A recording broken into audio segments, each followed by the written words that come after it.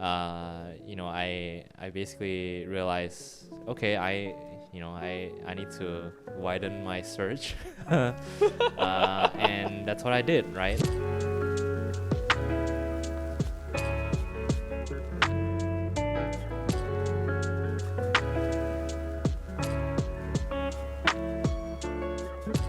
Well, welcome back to the second episode of LCP Podcast, Live Couch Potato Podcast.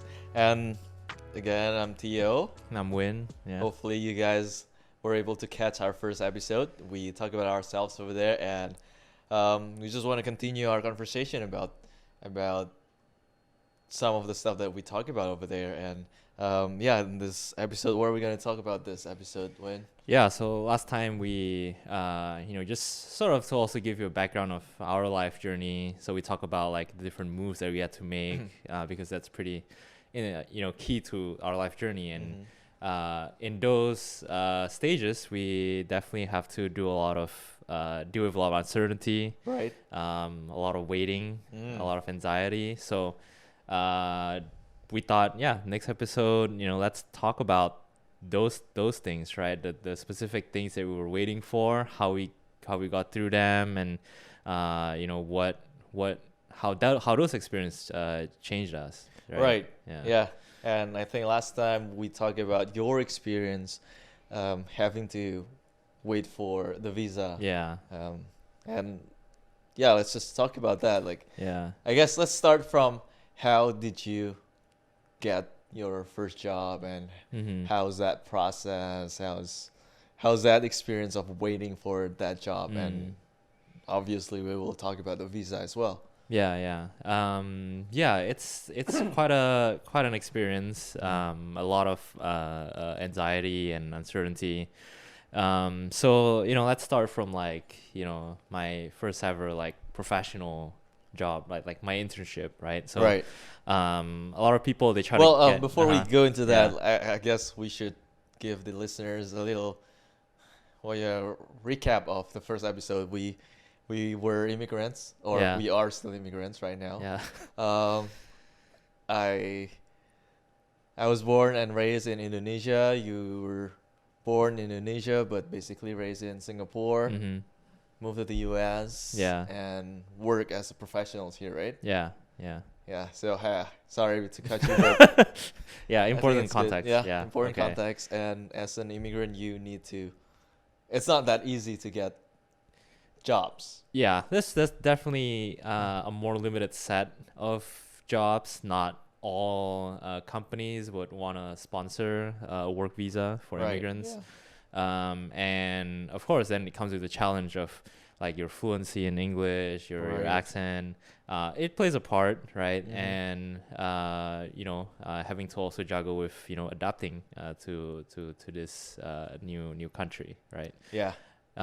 So anyway, in college, right? I think the first experience comes when I wanted to get an internship, right? Typically, the ideal state is you get to junior year, and then the summer of that you get an internship.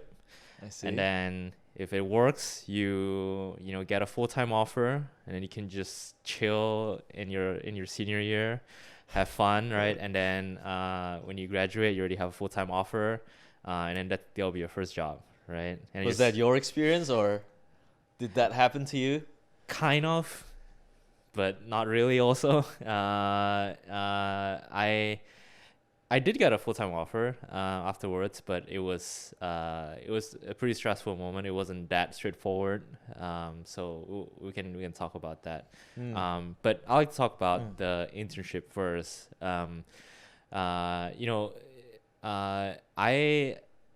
I have a sister, right? And she was in the same college as me, and so she was 1 year ahead of me in terms of these life stages that I've mentioned. Right. So she already went through the whole thing. She got a really good internship, and then got a full-time offer, and just gonna graduate and go there. And so I was like, oh, okay, yeah, that's what I'm gonna do. And sort of having her as like my role model, you know, for my career, right? Starting on this career journey, and so I, you know, basically consulted her like, hey, what are some of the good companies? You know, what do you think is has a good salary and all that? And yeah, basically try to apply for like consulting, management consulting, investment banks. There's just really prestigious jobs in the business sense, right? I was studying statistics, but also interested in like the business side of things, right? So these are these are all cool, all really great companies, and then you look at the salary ranges. These are good, right? Of course, yes. And so that's what I did, right? I went to all the recruiting events, right, the networking events, and then applied to all of these. And mind you, I really thought so highly of myself that I applied for like the two of the big three management consulting firms, applied to like the top investment banks for like for their trading desk. I see. And very quickly I got humbled. I went for some of them. I went to like the first round interview, and then basically after the interview I know for sure I'm not gonna make it past that. It's that obvious, and it just sort of hit me, right, that hey, like, yeah, who do I think I am? And I see. Having so much pride and just applying for these jobs for my first few interviews, even not having any practice. So you didn't have any practice? Well, I practiced like in the sense of like talking to myself in front of my computer and going through my notes, but practice in the sense of like they always advise you to go for interviews, right? Real interviews, but at companies that are maybe not your first choice, or just for practice. It's good, right? I mean, if you get it, it's good, but if not, you can take it as practice. But basically that was me. And basically that was a period of time when I basically realized, okay, I need to widen my search. And that's what I did, right? Those top choices didn't come to any fruition, so I sort of expanded my search, applied to more things, and the funny thing is, like, in terms of the time scale, right? These things sort of happen almost at the same time, right? Like, all the companies have a schedule and they're all pretty similar. So by this time, like I already have a limited set of options, because most or like some companies, especially the top ones, they already went through their first round, so you can't really like apply again. I see. And so I just applied to more of them, and I was basically running down the clock. I have to get something soon if it's going to get harder and harder. Because this is for internship, right? So normally company will open their application for summer internship earlier in the year or something like that. Yeah, like beginning of the spring semester, that's when they start, and then and then you just start recruiting, and then by like March or April, most people, if they found something, they would have found something. And so that was me, right? And then I was on that timeline, and I just applied for a lot, and then went to interviews. Some I made it to the final rounds because I got better, and of course these are not like really top companies. But then not for the longest time, for like a month or even 2 months, like nothing was getting back to me. Like, I would make it to the final round, and then they would just go silent, right? And whenever I reach out, they would say like, oh yeah, we're still deciding and finalizing the offers for the final candidates. So it was really tough for me, and what made that worse was just the community or the surroundings that you're in. Like, just people around you, they're gonna be fellow juniors. They're gonna be in the same process as you, and fortunately, unfortunately, I was surrounded with people who are quite high achievers. And so, like, I think in my circle of, these friends, like, I was probably one of the last ones to get an internship, and some of them already have, pretty set with their internships and just having fun, and they would check in with you, like, hey, how's it going? Yeah, I last I heard from you, you went for this. How did that go? And we went to final round, and then I would just say, oh yeah, I'm still waiting for it. And it was tough to deal with the I want to say embarrassment, but just maybe it's embarrassment, right? Like, just previously I think, wow, yeah, I'm gonna get an internship, and then transitioning to oh yeah, I'm still waiting, I don't have an offer yet, but in the end, just through humbling myself and just sort of surrendering to God and asking, what more can I do? What else should I apply to? What else should I prep? What avenues should I look into? Right, maybe not traditional. Those kind of recruiting websites. Like, what events can I go to? And once I got to that state, I think God really opened the way, and just sort of through a friend's recommendation, I got an interview with a pretty respectable company, pretty good role. Wasn't in management consulting, but sort of in data analytics, but also still business consulting. And eventually, that became my internship for the junior year. I see. Yeah. I see. I just need to clarify things, like, so when on those times your peers or your friends, they're not mocking you necessarily. They're not mocking. They don't mean anything ill intention. Maybe I don't know. Maybe some of them did, but you definitely know. Like, it's well intended, right? Like, you're a friend. I'm just gonna check in with you. Yeah. And it's just the way you accept it. It's just it's hard. The way I view it, yeah. And there's definitely a pressure, right? Like, yeah, I want to be like my other friends who, are sad and can have fun. Yeah. I see. So that internship also leads you to your first job? Is there? Yeah. So that internship, I think I did okay. Got a good review, and so I was just hoping, all right, let's, I don't want to go through that whole process again of waiting for companies to respond to you, to decide on your offer. Or just like, all right, just give me a full-time offer. And so at the end of that internship, there was sort of just like an exit interview, right? To just review how you did. And that's usually when they tell you, right? Like, oh, we would like to, put together a return offer. But there was no mention of that. So I asked about it, and then they were saying, oh yeah, I mean, you did well, and we're considering it. But it's a fairly new department, right? Because they do like traditional business consulting, and they only just started their data analytics capability. So they're like, yeah, we have to work out some details on the back end to make sure that, yeah, we have the headcount, we have the resources, the company wants to invest in this. And so I left with that kind of uncertainty again.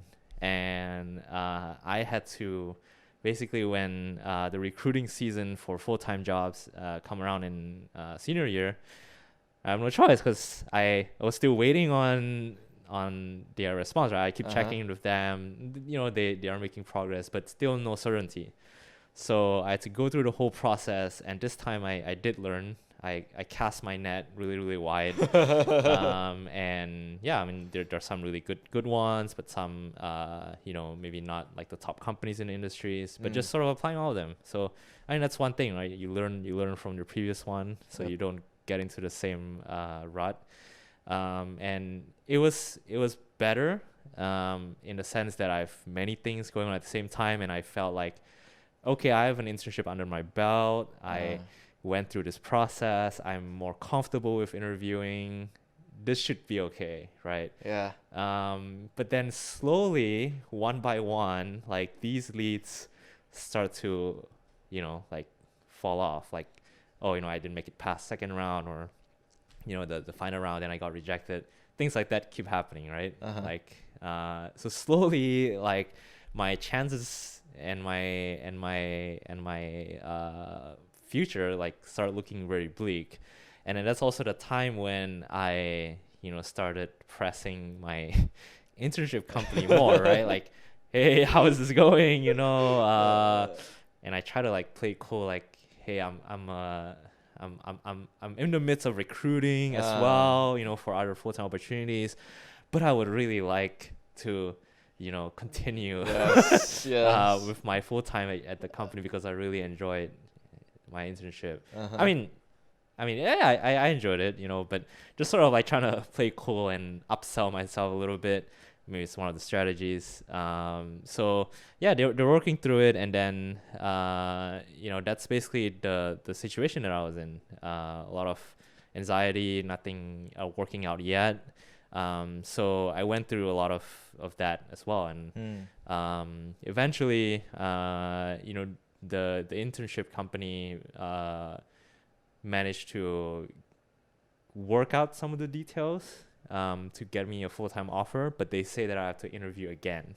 Wow, okay. And I was just there thinking like, and imagine like during this time, that was my most promising lead to get a full-time offer, and I was a little worried because like, and just frustrated, right? Yeah. Worried because like this could end up like my other leads. And I'm frustrated because like, come on, man, like I just spent like a few months there. You saw how I worked and you reviewed me. Why didn't you interview? And the thing with interviews is anything can happen. Like you're not on your top game at that day. Yeah, and you could just answer something wrong, and they just like overemphasize or focus on it. Anything could happen, so I just didn't want to leave it up to chance. And so I was kind of frustrated and worried, but I went through it. Honestly, I don't think it went that well. And I got even more worried. I'm like, wow, they really grilled me on this. Like, what are they trying to do? And some of them are people that I work with during my internship, and they seemed fine when I was working, and then they start throwing me these questions that I couldn't give a good answer to. So I definitely got really worried. But again, sort of during that time, just going through the process, surrendering to God, and just being open to what God has in store for me. And funnily enough, another friend was like suggesting to me, hey, why don't you apply to my firm that I intern at, that I'm going back for full time, right?